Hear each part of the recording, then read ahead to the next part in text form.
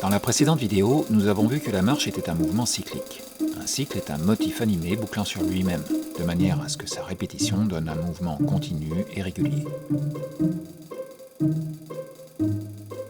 Un cas typique de mouvement cyclique est celui d'une ondulation.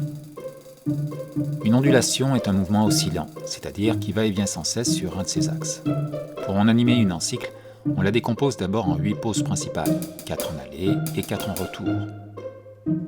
Cette ondulation est symétrique, c'est-à-dire que chacune de ces pauses trouve sa symétrique une demi-période plus tard. 2 pauses symétriques opposent donc une pause aller et une pause retour de l'oscillation.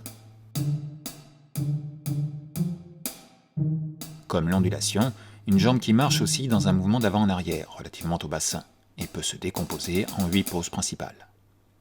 Si elle plie en arrière pendant son enjambée, elle se tend pendant son appui. Autrement dit, on n'observe pas de symétrie entre les pauses aller et les pauses retour d'une même jambe. Pourtant, on parle aussi de marche symétrique. Pour cela, il faut considérer les deux jambes. De profil, on observe une symétrie dans l'oscillation des pieds relativement au bassin. Quand l'un avance, l'autre recule. Mais si on prend 2 pauses séparées d'une demi-période, on constate une superposition, non une symétrie. C'est une question de point de vue. De face ou de dessus, la symétrie est parfaite.